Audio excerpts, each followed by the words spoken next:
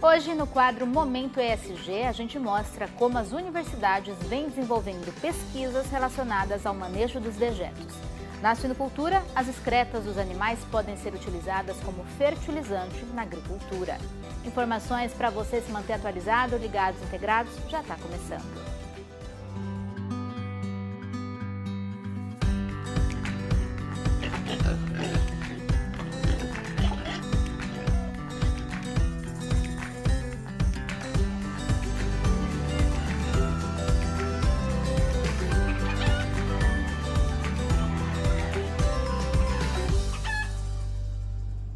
Hoje é quinta-feira, é dia do quadro Momento ESG, aqui no Ligados Integrados.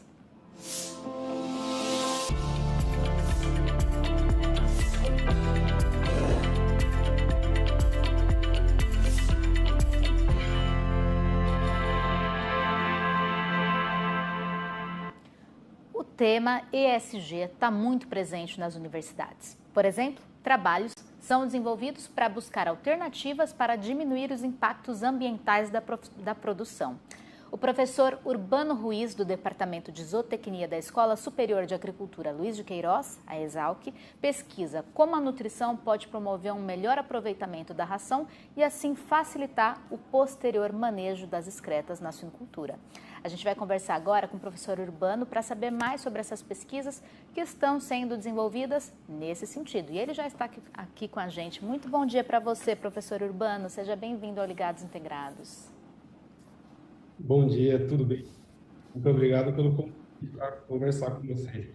Nós é que agradecemos a sua presença aqui com a gente. Professor, antes da pandemia eu estive na ESALQ, conheci um pouquinho do trabalho que vocês desenvolvem por aí. É um prazer ter você agora participando aqui com a gente ao vivo. Vamos lá, então. A sua linha de pesquisa está relacionada às estratégias nutricionais para diminuir a produção das excretas dos suínos. A gente já falou aqui sobre algumas alternativas, como os compostos naturais, os fitogênicos, nesse sentido. Gostaria de saber se as pesquisas de vocês por aí seguem nessa mesma linha ou se tem alguma novidade em relação a esse tema? Sim, o nosso trabalho na universidade é estudar nutrição, alimentação dos animais, por um lado, buscando ganhos produtivos, redução de custos, mas também buscando reduzir o potencial de impacto ambiental da suinocultura. De forma simplificada, tudo que os animais excretam, seja pelas fezes ou pela urina, corresponde a frações do alimento que eles ingeriram que por alguma razão não foram digeridas ou absorvidas, ou porque estavam em excesso na ração e o animal não retém, por exemplo, da proteína, dos aminoácidos que o animal consome. O excesso não é armazenado pelo organismo, ele excreta na forma de ureia, no caso dos suínos. Então, toda a estratégia, toda a ferramenta que permite um melhor aproveitamento do alimento que o animal ingere e considerando esse aproveitamento na formulação da ração, permite que as excreções de nitrogênio, fósforo, e qualquer outro nutriente sejam reduzidas. Então, uma parte importante do manejo dos resíduos está na alimentação, na nutrição dos animais. Ou seja, professor, fazer o manejo das excretas na suinocultura é lei, é uma obrigação do produtor. Ele tem que dar uma destinação correta para essa excreta que é gerada ali no manejo dele do dia a dia. Agora, a gente consegue, através da própria nutrição, da própria alimentação, fazer com que a gente possa diminuir essa produção de excretas através de uma melhor absorção dos nutrientes. Seria mais ou menos isso? Isso, exatamente. Por exemplo, dos trabalhos que a gente tem feito por aqui, avaliando o uso de alguns aditivos, como as enzimas exógenas, fitases, proteases, carboidratos, ou avaliando algumas formas de processamento dos alimentos, diferentes granulometrias de moagem, ou a peletização, ou a extrusão. Isso tudo objetiva, entre outras coisas, melhorar o aproveitamento do alimento. Então, por exemplo, se a gente considerar o alimento, o milho, Aí, supondo que a proteína do milho seja 80% digestível pelo suíno, né? Ou seja, de cada 100 gramas de proteína do milho, ele consiga digerir e absorver 80. A ideia é que, ao usar o aditivo, a enzima, ou ao processar o alimento, por exemplo, ao extrusá-lo, esse aproveitamento aumente um pouco, para 85, 90, tá? Dessa forma, o alimento passa a ter um valor nutricional maior para o animal. E a necessidade de suplementar a dieta com outras fontes de proteína ou com aminoácidos é um pouco reduzida. Então, vai restar menor quantidade ou menor proporção de frações não digeridas do alimento que o animal vinha excretar. Isso vai facilitar bastante depois o processo de manejo dos resíduos, seja por meio da biodigestão anaeróbia ou por meio de sistemas de compostagem ou de tratamento, qualquer que ele seja, né? A ideia é ter uma redução tanto qualitativa em termos de nutrientes nos dejetos, como também quantitativa, né? Isso, por meio da nutrição, é possível. Vou te perguntar agora, porque a gente fala muito aqui no programa sobre o biodigestor, né, que trata os dejetos e transforma o gás aí gerado nesse processo em energia limpa. Mas também com a nutrição a gente pode fazer com que esse gás gerado possa ser mais limpo. Sim, correto. Por exemplo, até um dos trabalhos que nós fizemos foi justamente avaliar o efeito de diferentes estratégias nutricionais é, para suínos em crescimento e terminação na composição dos dejetos e na biodigestão desses dejetos.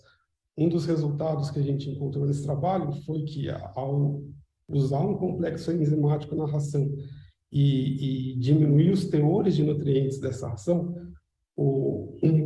a produção de gás no biodigestor aumentou um pouco.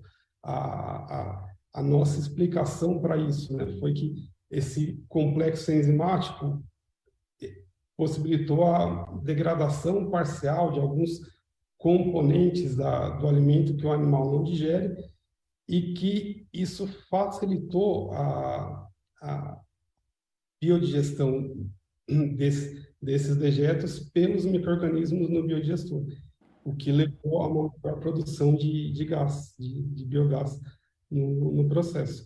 Então, outro ponto importante também, né? A alimentação dos animais tem efeito também na forma de reciclagem desses dejetos depois, ou melhor, nos resultados da reciclagem desses dejetos. Doutor Urbano, a gente pode dizer que as pesquisas relacionadas a ESG nas universidades, elas tornam tudo isso, essa sigla, né, em inglês, ESG, que está se tornando tão familiar para nós agora, essas pesquisas tornam essa sigla muito mais fácil de ser aplicada ali no trabalho, no dia a dia, nas granjas, né? Por exemplo, aqui a gente está falando de sustentabilidade aliada a uma redução de custos, porque a gente está falando de um dejeto que depois de tratado pode ser utilizado como fertilizante para um hortifruti, ali na propriedade daquele suinocultor, por exemplo, o que torna a produção sustentável e também ajuda a reduzir esses custos com o fertilizante. Ele pode usar a própria excreta do suíno que ele cria, depois tratada como fertilizante para uma horta que ele vinha ter ali na propriedade dele, não é? Sim, com certeza. E esse é um aspecto bastante importante e que é uma vantagem da suinocultura brasileira, né? Pelo fato de que no Brasil a gente tem possibilidade de fazer agricultura durante o ano todo, em razão do clima propício para isso. E a forma mais econômica e eficiente de se utilizar os dejetos da suinocultura é justamente por meio da reciclagem, principalmente pela biodigestão anaeróbia, e do uso do biofertilizante na agricultura. Isso leva a uma redução de custos com fertilizantes, até se a gente pensar num problema que houve entre a Rússia e a Ucrânia e a dificuldade de se importar fertilizantes desses países, né? Então, o uso dos fertilizantes vindo da reciclagem de dejetos animais é muito importante.